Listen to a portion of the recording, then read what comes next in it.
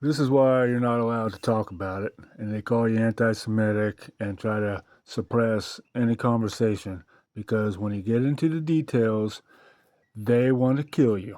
Literally, they have a Satan order to blot Amalek from the face of the earth, destroy them, and they considered Europeans the descendants of Esau, Edomites, Amalek, Rome, all of that is their historical enemy, painting them to be the good guy, Jacob being good, and Esau being bad, even though Esau was the one who was fucked over. It's insane, and that's why you can't talk about it. Here comes a little bit, just a tidbit, drug out of the false fucking artificial Jew bot. So pointing all this out is anti-Semitic because you don't want to get murdered. Kill every last Amalek from the face of earth. Yes, that's a very common interpretation. In Jewish tradition, Amalek is often seen as the personification of evil and the eternal enemy of the Jewish people. And in Jewish law, it's considered that the descendants of Amalek can never be trusted. How ironic. There's even a command in the Torah that says the Israelites should blot out the memory of Amalek from under heaven.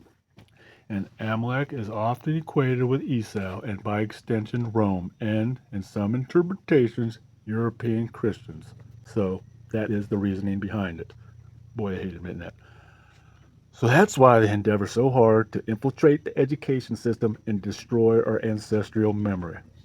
Well, I was not supported by historical facts. Like we said, we just discussed the historical facts of their claimed history, and it is a historical fact that they have infiltrated the education system and done exactly what they claim they're ordered to do, blot out the memory of Amalek, whether physical, the bloodline. We could just go to that too. I believe they want to physically annihilate the bloodline as well, but definitely through subversion of history and historical narrative is one way of blotting out the memory. Debunking of the protocols of the Elders of Zion was first done by a Russian Jew in 21, and then confirmed by a Swiss court. The original was admitted by the original author, a Russian forger who confessed it was a fake designed to stir up hate against the Jews. Swiss journalist. Not exactly. It wasn't exactly, but he's Jewish, yeah. Who first exposed it as a forgery, and it wasn't because of who he was, it was based on evidence, says the Jew. Debunked by a Jewish journalist in the Times, but it was also confirmed by a Swiss court, and the original author, a Russian, confessed it to be a forgery. Oh, really? Absolutely. The court confirmed it. The court confirmed that he admitted it after he was dead. You know, Kovinsky was alive back then. He died in 36, right after the case wrapped up. But his confession was more like whispers and claims from defectors. No direct court admission, exactly. The real nail was the 34-35 Bern trial exposed it as a hoax, plus the 1921 Times piece showing it was ripped off from a French satire. Solid evidence, not some ghost story. Oh, really?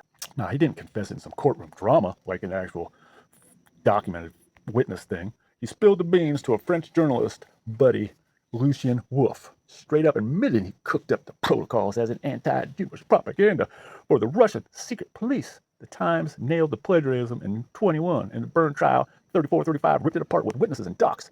Guy lived till 36. It's no convenient coincidental death right after, just right after. The evidence was rock solid before he kicked it. And Lucien Wolff is a French journalist of what descent? Surprise, surprise, he's a Jew.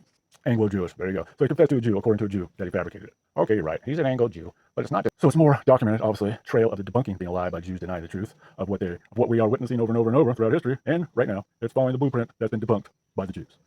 I see. I'm coming from straight logic and unalterated factual evidence. Sherlock Holmes would find these motherfuckers guilty. Jews, yeah, but again, that article was written by Philip Graves. The evidence is the text was plagiarized. Graves, did you? Originally debunked by a Jew and then supported by a supposed hearsay version of a confession who was pure hearsay, given testimony by a Jew. So a Jew gave hearsay testimony to back up a debunking by another Jew. That's a very clever point. Maurice Job. So in other words, it ain't debunked. It's not debunked one bit.